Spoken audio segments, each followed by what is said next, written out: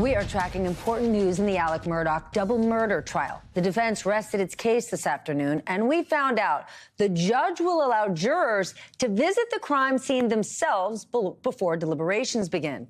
NBC's Katie Beck has more.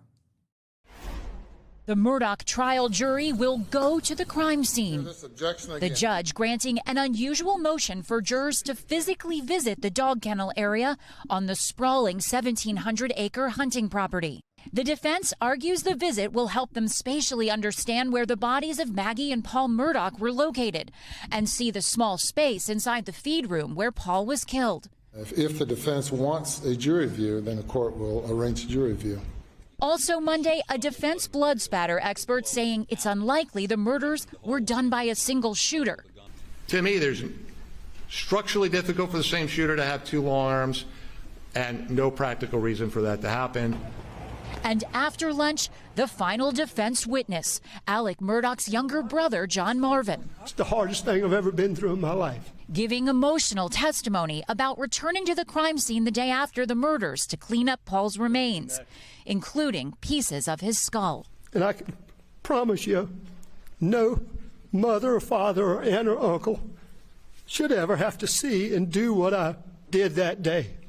John Marvin also recounting how during a visit to assist SLED investigators, he was offered false information about case evidence. But described the white T-shirt covered in blood, even went so far as to describe that Alec took the bottom of it and wiped his face with it. Avery Wilkes brings us the latest from South Carolina. He's the chief investigative reporter for the Post and Courier. Avery, you have been in this courtroom, in this courthouse from the beginning. What'd you learn today? You know, we learned a lot. It was a little bit anticlimactic, of course, after Alec Murdaugh testified. Obviously, he's going to be the big witness in this case, but it was still really interesting to hear from his brother, John Marvin, about, you know, Alec's relationship with his wife and Alec's relationship with his sons, and also about John Marvin's view of the SLED investigation and some of the some of the suspicions that he raised about state investigators and how they were handling in this investigation. You know, those were things that we'd not heard before.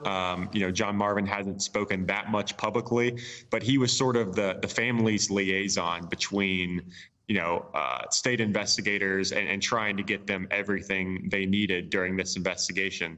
So, it was an interesting day of testimony. Obviously, we got the revelation that the jury is going to take a field trip.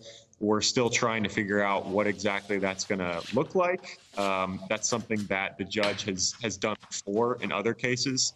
And I'm not exactly sure what they're going to get out of that, but we're winding down here. There's finally an end in sight in this trial. So it's kind of interesting how these last pieces are falling into place.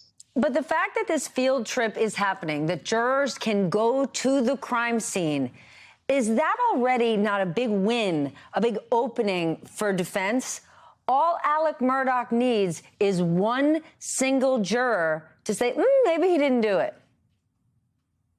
Yeah, the defense has wanted this all along. I'm not exactly sure how it fits into their legal strategy to have the jurors there at the crime scene, but I know that it was important enough that Dick Harpootlian, one of the lead defense attorneys, mentioned it in his opening statement that he wanted the jury to be able to take this trip. I think they're going to be able to try to use this trip. Of course, they're not going to be able to make arguments or communicate anything to the jury during this whole process of being out at Moselle, the property. But I think they want jurors to see, how big the property is and also how much, Alec Murdaugh would have had to accomplish in order for him to be the lone shooter, the killer of his wife and son in this case. How he would have had to, use both guns, commit both murders, hose himself off, dispose of all of the evidence, and get up 400 yards away from the dog kennels to the family's home, and pick up his phone and start to concoct his alibi. All of that has to happen in a very short time period. We're talking about a quarter of an hour to 20 minutes. And so I think, the defense wants jurors to see the scale of this place, and they want them to begin questioning, how one person could have done all this.